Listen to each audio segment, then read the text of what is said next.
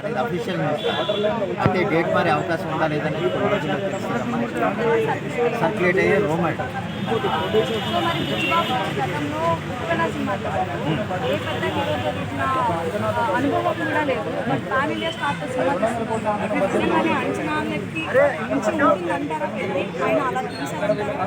అది ఎలాగంటేనమ్మా అంచనాలకు ఉంటుందా లేదనేది కంటే ఆ కంటెంట్ నమ్మే మొత్తం రామ్ చరణ్ గారు ఒప్పుకున్నారని నేను అనుకుంటున్నాను.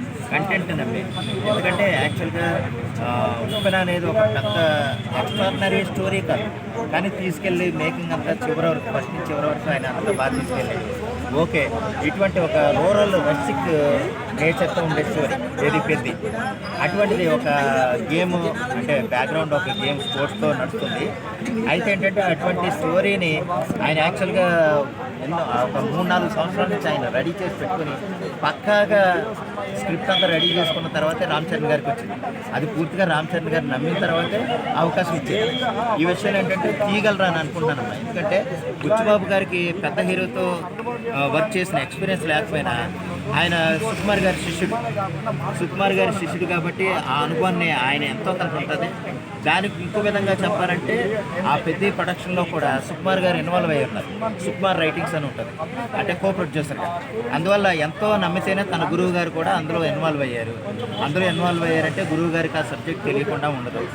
అందులో చాలా సందర్భాల్లో సుకుమార్ గారు కూడా చెప్పారు బుచ్చిబాబు గురించి ఏంటంటే, నాకు ఏఆర్ రెహమానే కావాలి, లేకపోతే నాకు విజయ్ సేతుపతి కావాలి, నాకు ఇటువంటి వాళ్ళు కావాలి, ఈ యాక్టర్లు కావాలంటే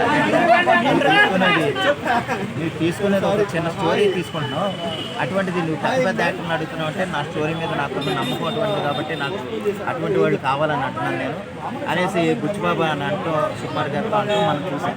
బావరాలుగా ఏంటంటే సుకుమార్ గారు శిష్యుడిగా బుచ్చిబాబు సానా గారు కూడా చాలా బాగా తీస్తారని నేను నమ్ముతున్నాను.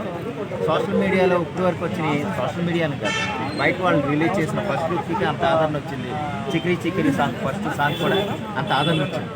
అంటే దాన్ని బట్టి హైప్ అయితే కనుక చాలా ఎక్స్ట్రాడినరీగా ఉన్నాయి. అల్టిమేట్గా సినిమా కూడా రిజల్ట్ అలాగే ఉంటుంది ప్రతి సందర్భంలోనూ. ఇది రామ్ చరణ్ గారు ఒక్కటే కాదు, చిరంజీవి గారు కూడా అందరూ. అంటే ఒక రామ్ చరణ్ గారితో సినిమా అంటే ప్రతి ఒక్కరు కూడా చాలా క్లీన్గా అబ్జర్వ్ చేస్తూ ఉంటారు. ఆ విషయంలో ప్రతి ఒక్కరు కూడా టోటల్ యూనిట్ కూడా సాటిస్ఫై అవుతున్నారు అనేది నాకు తెలుస్తుంది. ఆ విధంగా సినిమా బాగా చేస్తున్నట్టుగా నాకు న్యూస్ ఉంది. అందువల్ల